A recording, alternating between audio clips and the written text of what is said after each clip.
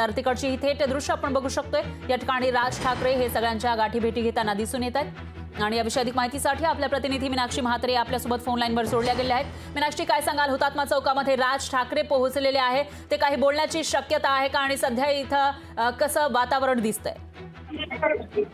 खरं आपण पाहतोय की आज महाराष्ट्र दिन आहे आणि या निमित्तानं आज सकाळीच हुतात्मा चौकामध्ये मुख्यमंत्री एकनाथ शिंदे हे हुतात्मांना अभिवादन करण्यासाठी आले होते। मात्र आताच काही मिनिटांपूर्वीच मनसे अध्यक्ष राज ठाकरे हे देखील हुतात्मा चौकात दाखल झाले। त्यांच्यासोबत आपण पाहू शकतो मोठ्या संख्येनं मनसैनिक जे आहेत ते उपस्थित आहे। यासोबतच आपण पाहिलं तर उत्तर मध्य मुंबईचे उमेदवारी भाजपकडनं ज्यांना मिळाले आहे उज्ज्वल निकम हे देखील या ठिकाणी हुतात्मा चौकात त्यांच्यासोबत, यासोबतच आशिष शेलार असतील भाजपचे आणि इतर मनसेचे कार्यकर्ते संदीप देशपांडे असतील किंवा मग नितीन सरदेसाई असतील, बाळा नंदगावकर असतील, हे सगळेच मनसैनिक जे आहेत ते त्यांच्यासोबत उपस्थित आहेत। स्वतः अमित ठाकरे देखील राज ठाकरेंसोबत उपस्थित होते।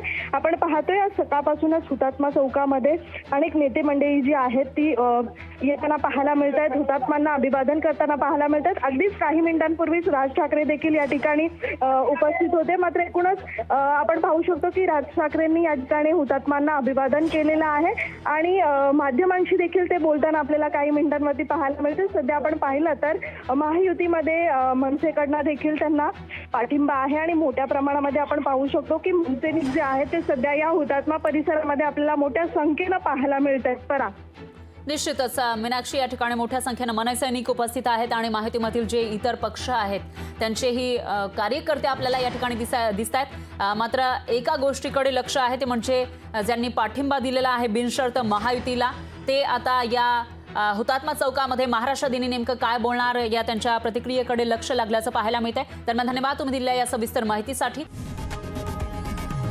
लोकशाही मराठी ऐका, पहा, जागरूक रहा।